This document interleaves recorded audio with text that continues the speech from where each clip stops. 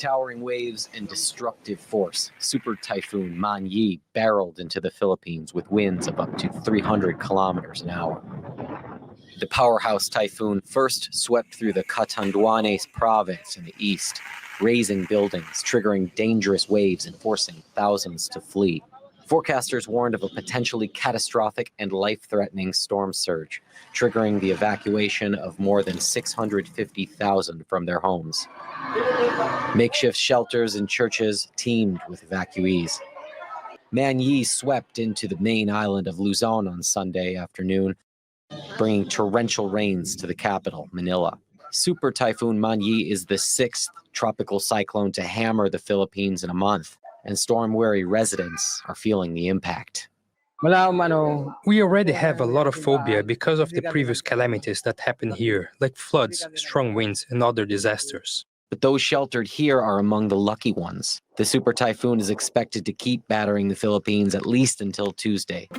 Do you want the latest information for Philippine expats and expat vloggers? Then you're in the right place.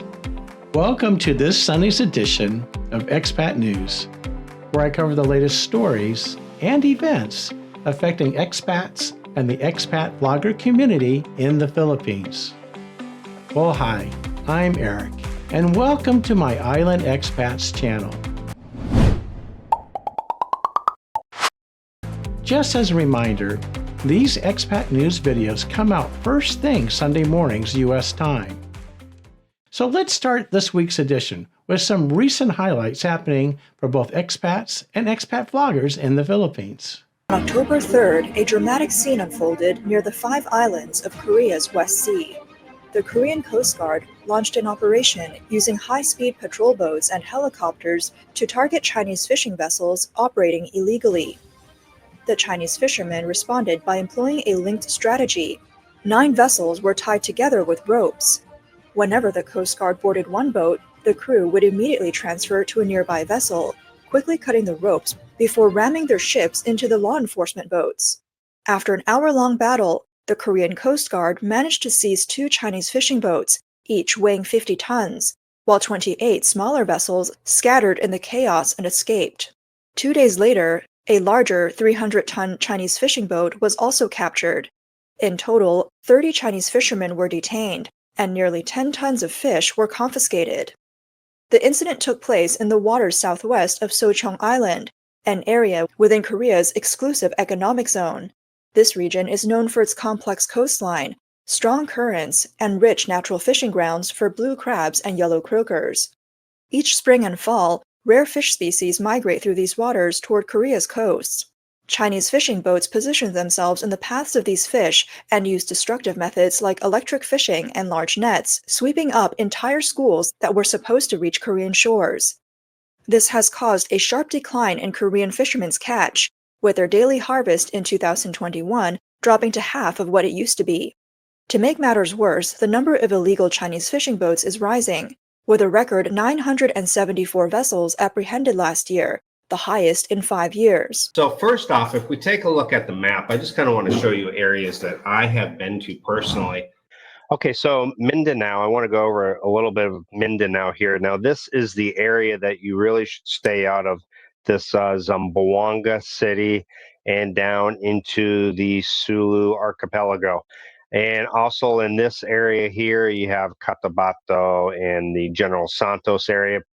Not supposed to go really in that area as well. Near Cagayan de Oro, there's Marari up here.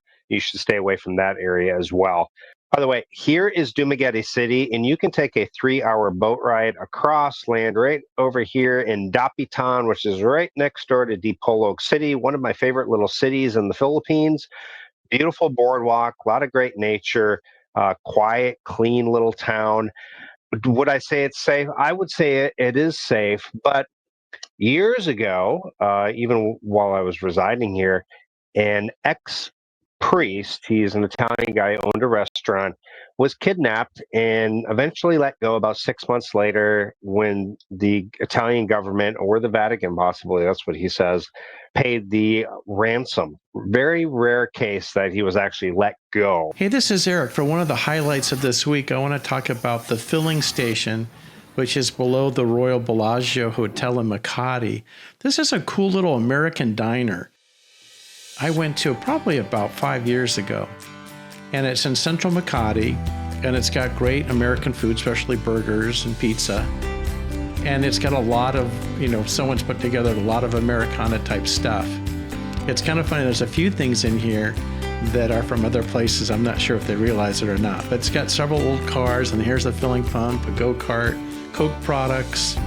So a lot of different things here. And then they've got a lot of our iconic characters, Spider-Man. Now this phone booth, have you ever seen that in the US? I mean, maybe in Victoria, Canada, but I think that's from England, so that's kind of funny. Also, look for the motorcycle in video because it's for BMW, which is, from Germany.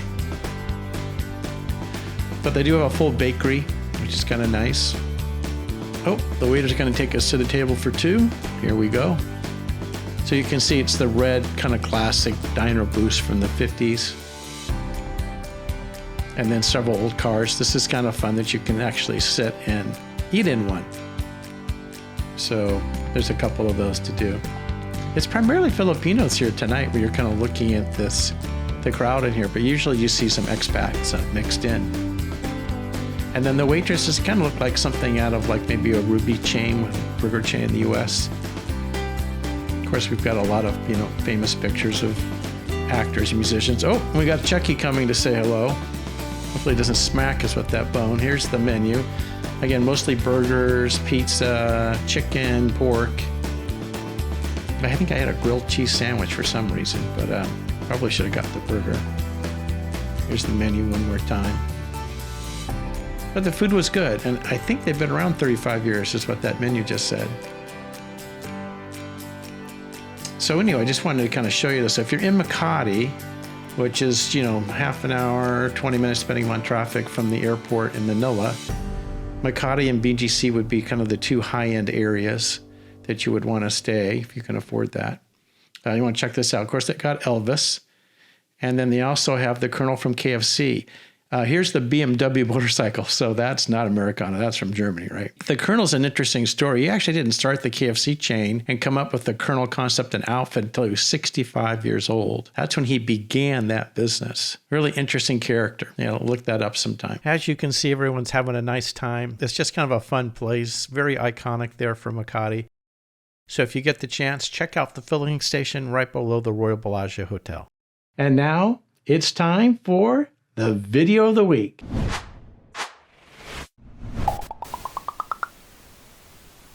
This is where I give you a summarized version of one of the best videos I came across in the entire week. So let's take a look. Hello guys, welcome back to the channel. I've been getting a lot of emails from guys who talking about relationships, especially men back in America, my home country. And they're saying, Mark, I'm sure it's all nice and everything over there, and the Filipinos look like really sweet girls, but you know what? I'm fine being single. I don't want to be any more relationships. I'm settled in my life, and I've given up on the whole idea of dating or going out with anybody. And there's different reasons behind that. I mean, some of them went through very painful divorces where they lost, their house and big part of their pension, and it just left a big bad taste in their mouth, the whole idea of marriage and a relationship. And then also, depending on where you live, if you live in like a small town in Indiana, there just might not be much of a selection. There's just, no women that these guys are attracted to, or they're attracted to women that are outside of their scope of, possibilities, women that wouldn't be interested in them anyways. And so they go, to Walmart, and they see these women that are their age that are 40, 50 pounds overweight, and they're wearing sweatpants and they got tattoos, and they just like say, forget about it. I'd be happier just being alone by myself. And also, sometimes they find women, in general, kind of intimidating, especially American women, because they can be a bit aggressive, kind of to the point. They're kind of blunt when it comes out to things, saying what they feel. And, guys, we're not, wilting flowers or anything, but we know we've got feelings too. And when a woman comes out and says something negative about you, or insults you, or, is very opinionated, it can turn a guy off, really quick. And then, of course, there's the old thing, the baggage that these women have. Like if you're dating women within your age range, say, I'm talking men 50 and up, they've got kids, usually teenagers, and the teenagers don't want nothing to do with you. And then a lot of these women have a lot of debt too. They got credit card debt, they got car loans, and you don't find that out until you're deep into the relationship. And then, of course, guys just say, I'm happy to just stay home and watch TV. I was married for 25 or 30 years and I was miserable. And now I can just sit home, watch TV, watch the shows I want, go to bed when I want, take a nap when I want, and do what I want to do. And I'm totally content. And I don't need anybody in my life. And that's fine. If you don't think you need anybody, you don't need anybody, especially if they haven't dated in 25 or 30 years. They just have low self-esteem, no confidence at all. They have no confidence when it comes to a woman or approaching somebody. They may know somebody that at work or somebody at a club that they go to, and she's been friendly to them, but they just don't really know how to approach her and what to say to take it to the next step, whether that's going out or whatever it is. They just don't know what to do. And when they find themselves alone with someone or in a conversation where it's just the two of them, say they're at a party or a bar or whatever, and it's just the two of them, and he's got to carry on a conversation, it's like they don't know what to say, and they start talking about their truck or hunting or, a job that they used to have 20 years ago, and they just bore the hell out of her. And so they lose her that way too. And so a lot of these guys are just, they're just plain rusty when it comes to social interaction. And that can be fixed too. You can always, get back on the horse and start talking to people. And eventually, you'll get used to interacting with women and things will get better. Social anxiety is a big part of it, that when they just lose their confidence, and it's not just with women, it's with men too. They just aren't comfortable talking to strangers anymore. They kind of keep within themselves, withdraw into themselves. They have no confidence in who they are, especially if they're not working anymore and their whole identity was their job and they don't have a job anymore. They don't have a career. They may have money, but they just don't have any identity. And because of that, they just don't know how to interact with other people.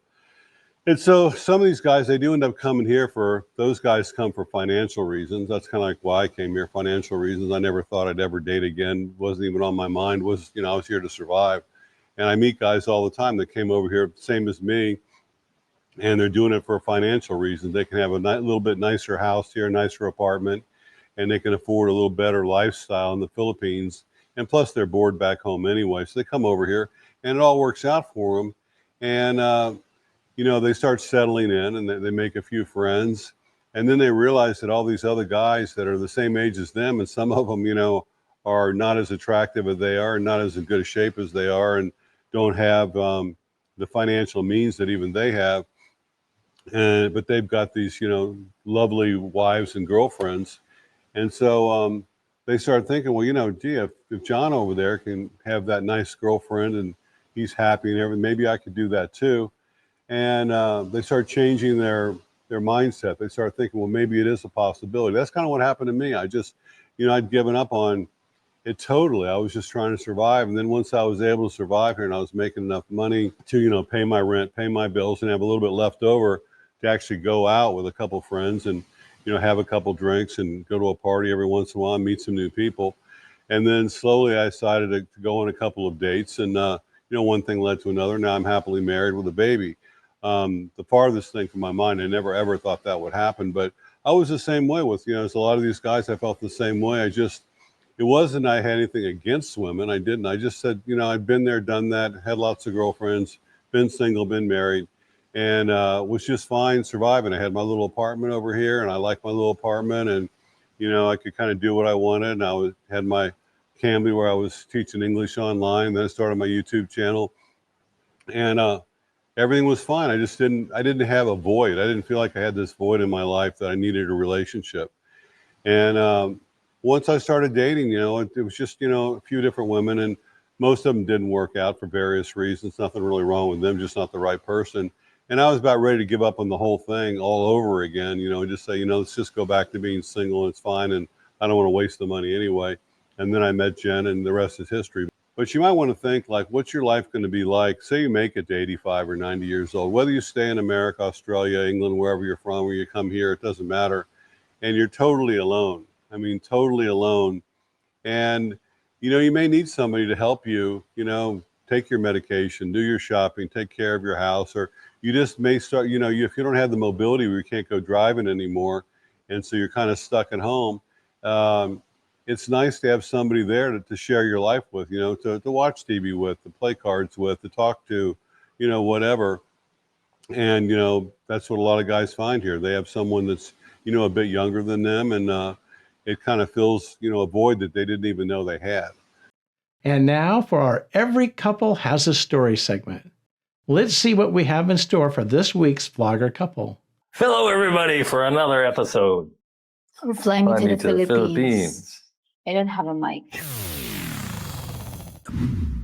Welcome back to our channel, Fly Me to the Philippines. Hello, everybody. We're back. And we're married. So, Chrissy, there's so much to talk about. You're a married woman. I know, it feels different when we're married. Yeah, and now life is adjusting.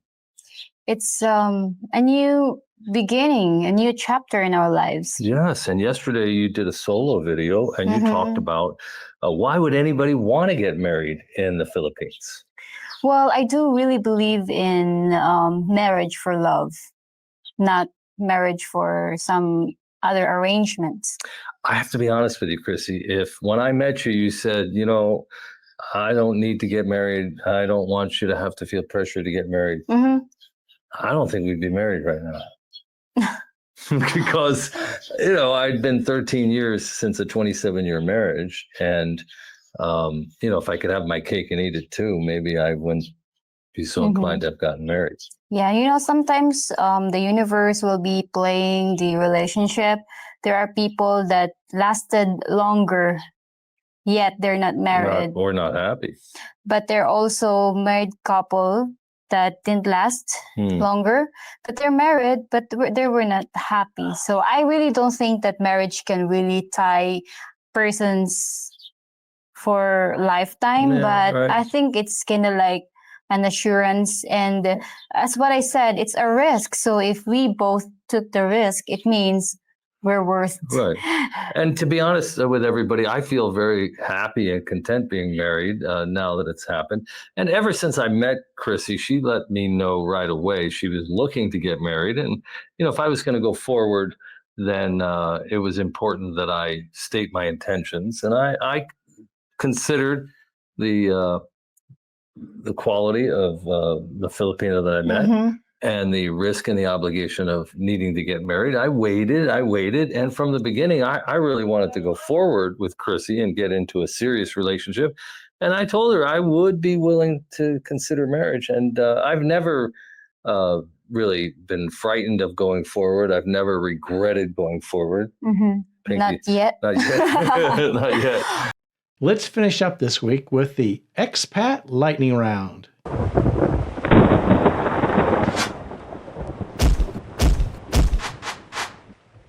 Where I quickly cover interesting clips from expat-related channels. Who are you talking to online? Is it part of a scam? Here from the Phil Star Online, 85 nabbed in Scam Hub raid.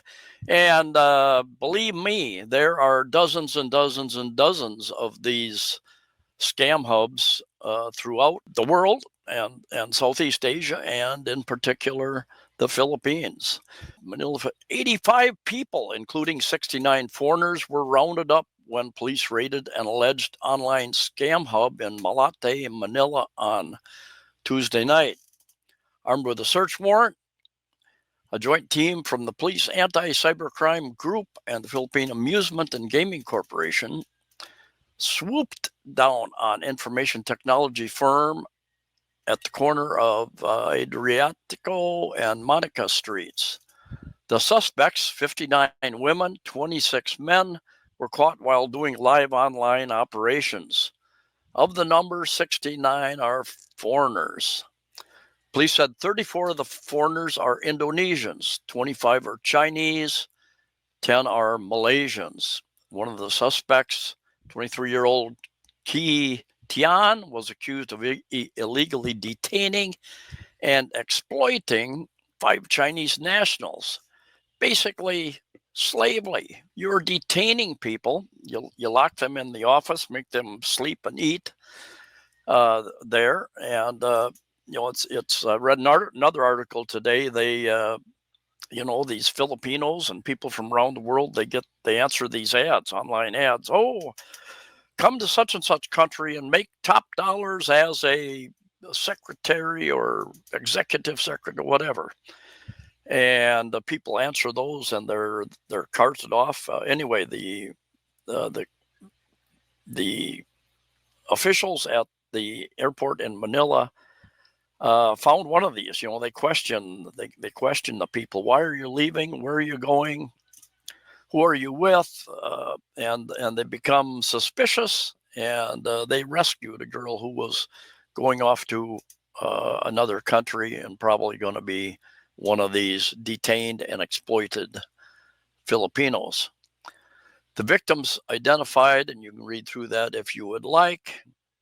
This guy, I'm not going to try to pronounce some of these words, said they have been investigating the IT firm for about 3 months after receiving reports that it is involved in love and cryptocurrency investment scams. Using a website and prepared scripts, the suspects engaged foreigners, is that you, and Filipinos who are seeking to have relationships online.